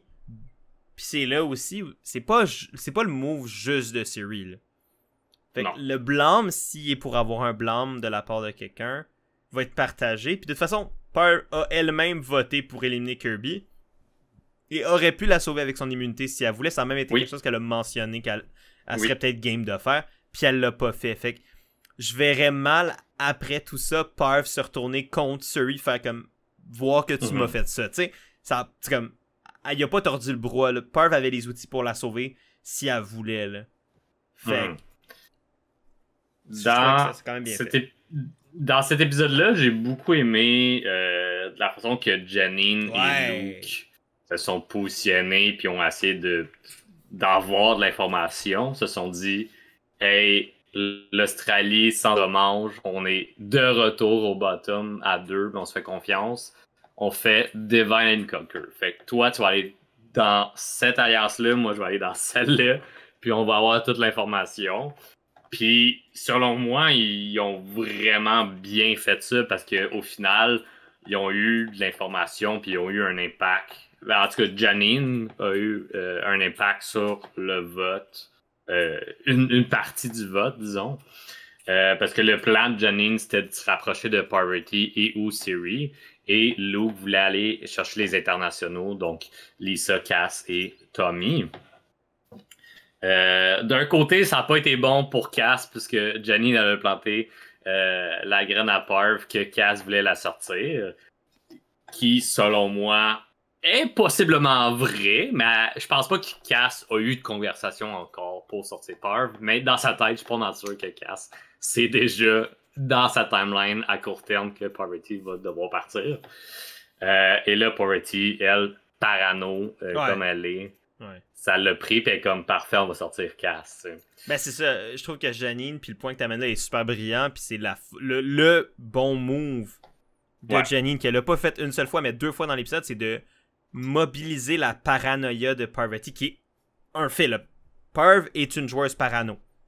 Oui. Point blank, comme Audrey au Québec, c'est une joueuse parano. Mais c'est une joueuse qui sait extrêmement bien utiliser sa paranoïa, puis la camoufler, puis tout ça. Puis jouer autour de cette paranoïa-là. Mais ça l'est.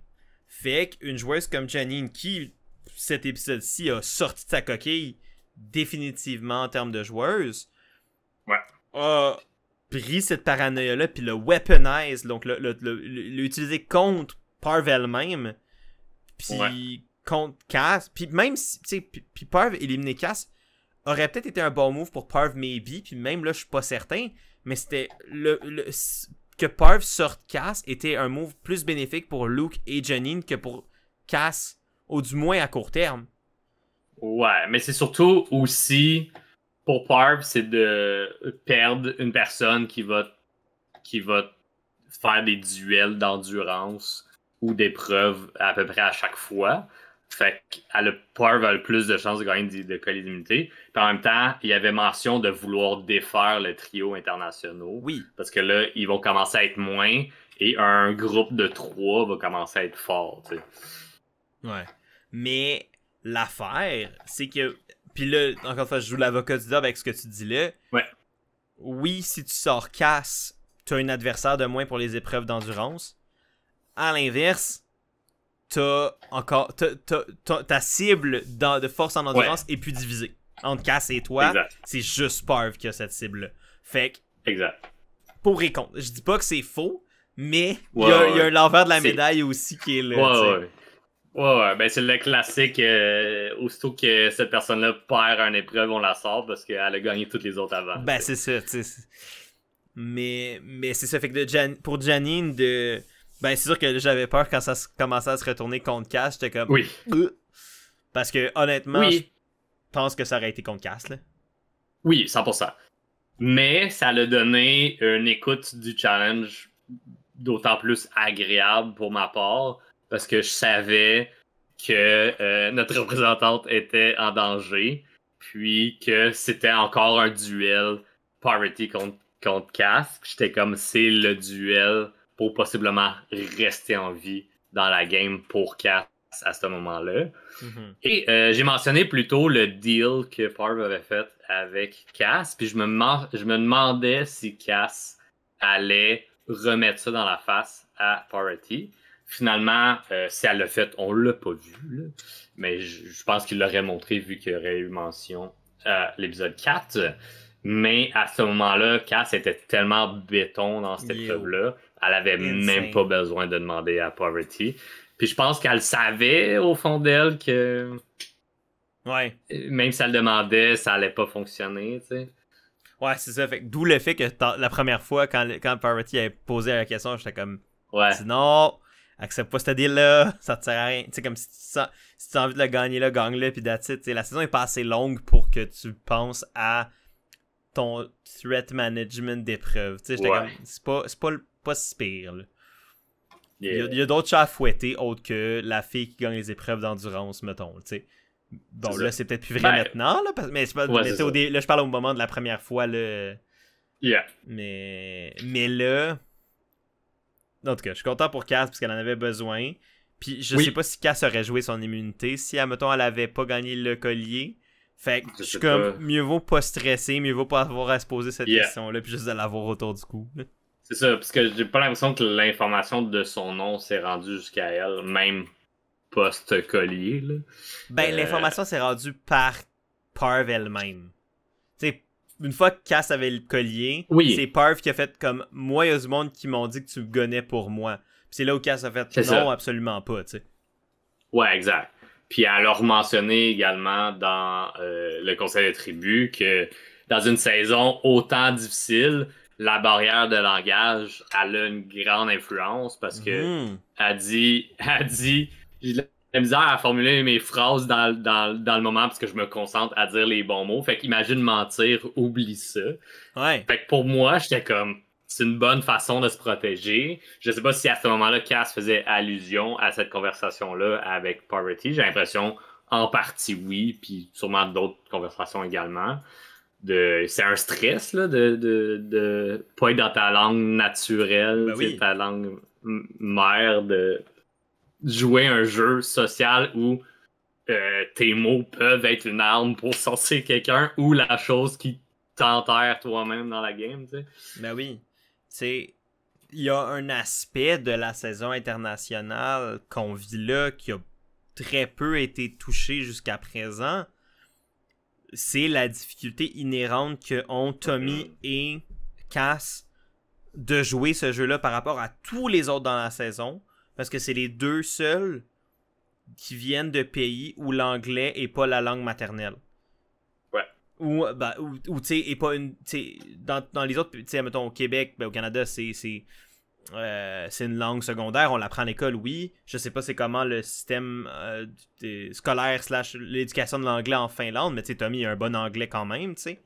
Wow. Mais sinon, Afrique du Sud, États-Unis, Australie, Nouvelle-Zélande, c'est tous des pays anglophones en majorité. Oui, il y a d'autres langues, puis oui, il y a des, tu sais, ils ont pas les mêmes cultures nécessairement, mais ils ont la même langue. Fait que Tommy et Cass ont une difficulté inhérente supplémentaire de devoir jouer à un jeu extrêmement dont le langage, puis la manière dont tu s'exprime, puis même la culture avec un grand C, puis la culture est souvent véhiculée par la langue, est super importante, mais toi, t'as l'obstacle de pas pouvoir le faire dans la langue que tu maîtrises le mieux. Fait que c'est sûr que c'est plus tough, puis je pense que c'est peut-être aussi ce qui peut peut-être aider jusqu'à un certain point, parce que t'as pas ce... T'es peut-être moins ciblé, mais en même temps, peut-être pas, je sais pas. Moi, je pense que c'est plus une difficulté qu'un aide, là. Je pense que, honnêtement, ça devient plus difficile de créer des liens, ça devient plus difficile de connecter avec les gens parce que t'es moins fluide, parce que puis dans un jeu comme ça où tu dois mentir et tout ça, mais parce que t'es peut-être moins capable de mentir dans une autre langue parce que, justement, t'es trop occupé à juste parler. À penser, c'est ça, à penser à tes mots, à trouver les bons mots, tu sais.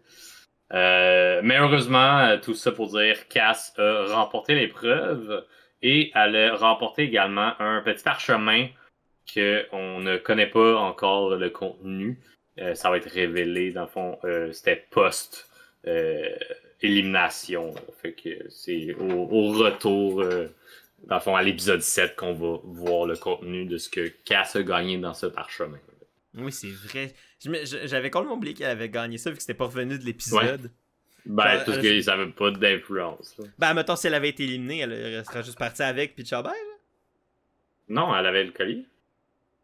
Ah, c'est vrai, je suis con. C'est la personne qui gagnait. Ouais, fait que c'était sûr qu'elle allait être là, ouais. Ok, make sense. Exact. Ouais, ok, oui, c'était ça le truc, ok. Fait que c'était pas grave que ça tombe au lendemain. Ok, oui, c'est beau. J'avais comme, on dirait que j'avais comme, pendant une seconde, j'avais comme oublié, puis j'étais comme, mais si elle se fait éliminer, puis qu'après que le parchemin, ça a pas rapport, mais ouais, non, t'as raison, excuse-moi pour ça. Mais, ça va.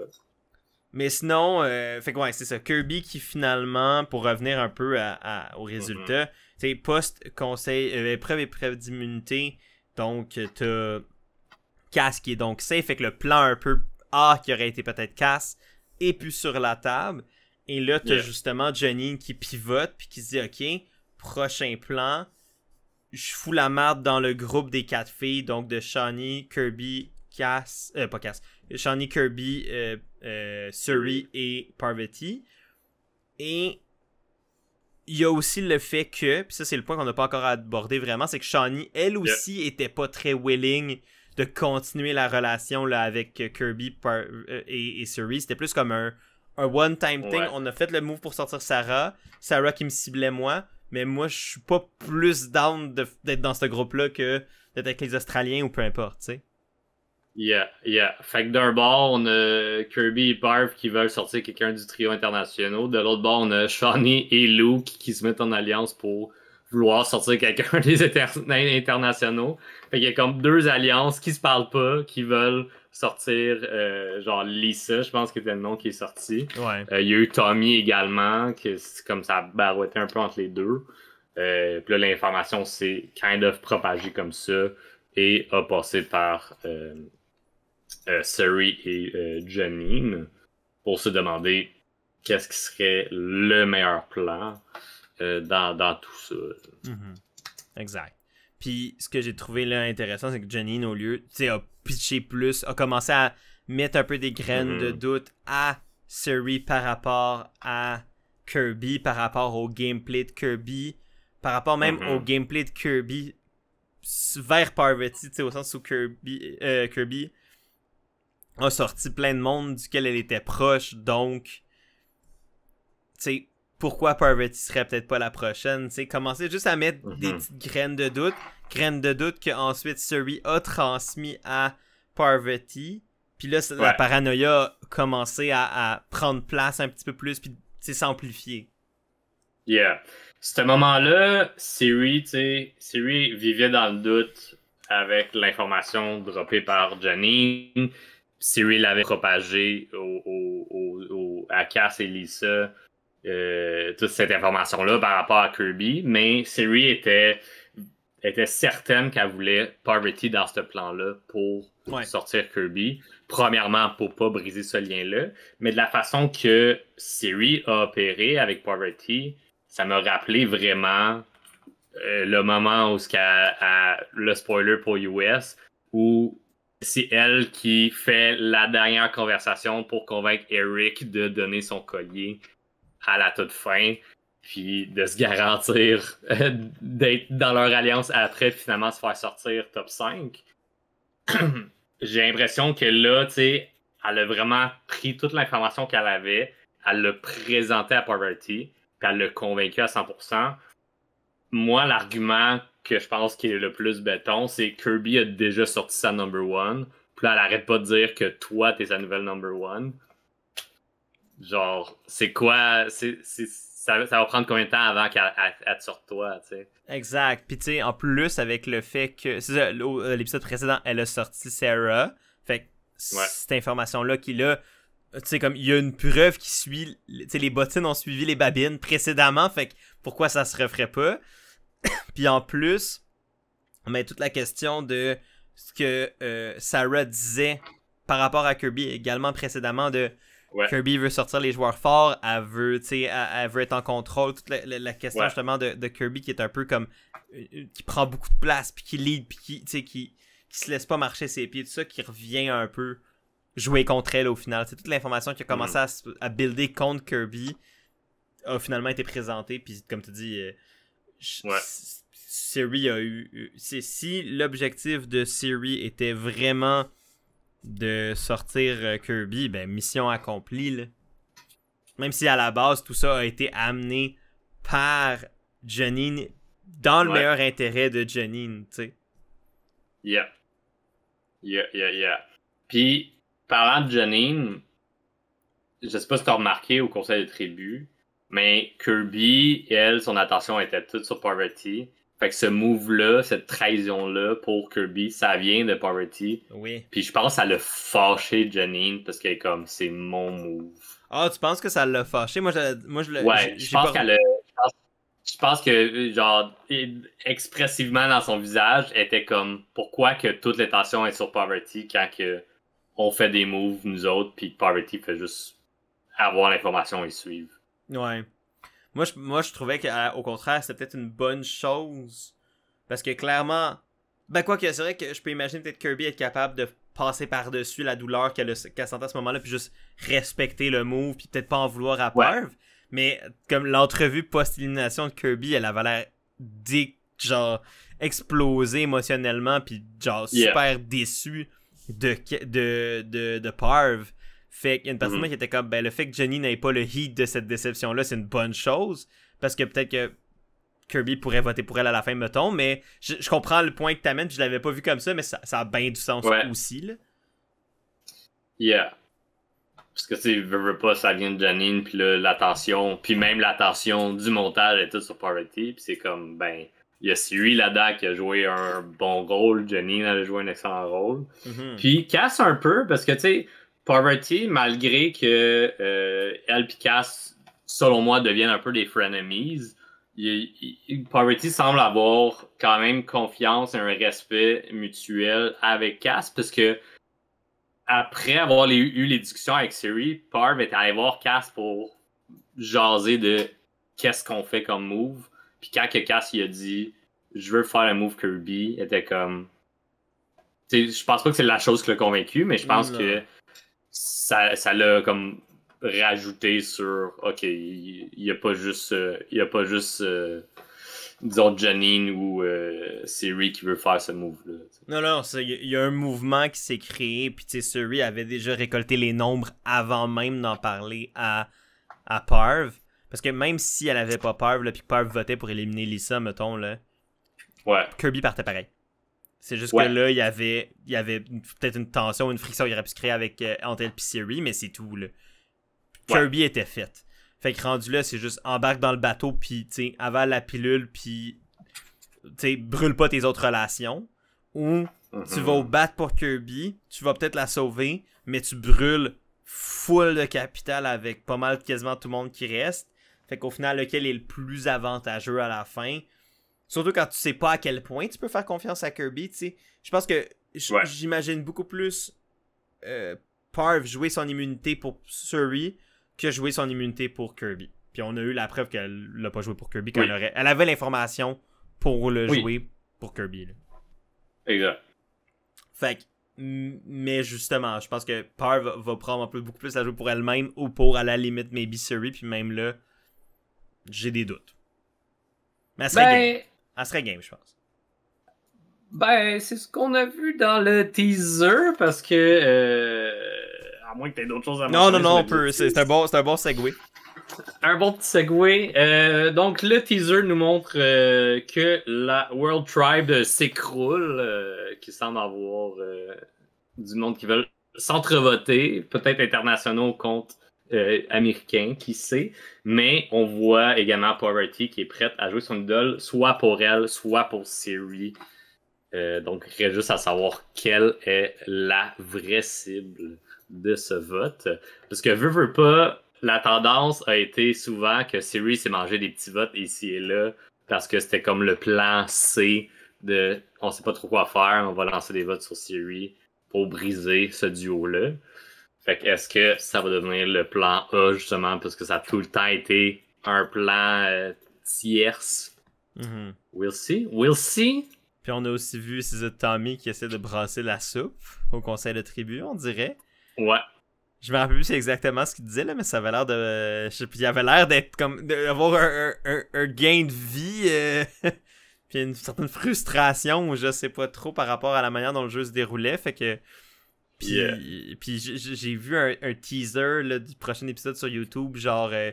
pas celui qui a été mis après la fin de l'épisode, mais genre un autre qu'ils ont posté, là, vu que le prochain épisode sort quand même bientôt, puis c'était ça, là, ça va l'air d'être le bordel au conseil, avec genre, tu vois même Jonathan à un moment donné qui se prend la tête au conseil, là, t'es comme, oh my god, ça va brasser. Jonathan, il me fait rire, parce que des fois, il fait juste rire des situations, genre, autant au conseil que dans les épreuves, il est juste là en train de rire, parce que le monde, il shit talk, ou il speak, ou whatever, tu sais, puis il est juste comme, il trouve ça drôle. J'aime tellement Jonathan comme host. C'est tellement un bon animateur. Pis c'est rien contre David qui va prendre sa place. Là, mais je trouve ça... Je trouve que c'est une perte quand même pour Survivor Australie. Il y a quand même plein de rumeurs au niveau des chaînes de télé qui comme se battent pour avoir Survivor Australie sur leur chaîne. Je pense que à ce moment c'est Channel 10 puis c'est Channel 9 qui veut comme l'acheter ou whatever. Ah, ok. Fait qu'il y a comme des rumeurs de si Channel 9 arrive à l'acheter, eux ils veulent Jonathan. Mais tu sais, après ça, je sais pas qu'est-ce qui est vrai dans tout ça. Puis peut-être c'est juste moi qui a pas compris puis il y a des gags. Puis je suis juste comme de très loin vu que je m'intéresse à Survivor Australie. On me propose ça sur internet, genre. Ouais. Ben moi, j'étais comme... Ça aurait pas rapport, mais je serais très à l'aise que JLP devienne le futur animateur de Survivor US, admettons, si Jeff prend sa retraite. Ben ouais. Mais ils vont clairement, je pense, beaucoup plus aller dans le... ils vont prendre un ancien joueur comme animateur. Un peu comme là, ils font avec David pour reprendre la job de JLP. Ouais. Mais moi, je trouve que JLP, c'est un excellent animateur. Je trouve qu'il est neutre, mais il va caler la bullshit du monde. Un peu comme Patrice le fait. Patrice est très neutre puis il fait super attention d'être extrêmement neutre envers tous les joueurs. Ouais. Mais si tu le bullshit au conseil de tribu puis qu'il s'en rend compte, il va te poser les questions pour te forcer un peu à te compromettre puis à... Fait qu'il faut que tu navigues autour de... Comme moi, moi, il savait là, que je faisais des réponses de politiciens quand il me posait des questions au conseil de tribu. Le fait qu'il des fois, il me piquait. Puis à un moment donné, je dis, je répondrai pas sans la présence de mon avocat. J'ai juste dit ça. Puis j'étais comme, moi, je te donne pas plus d'infos. Là. Ouais, mais c'est pas pour rien que Ashley disait juste OK.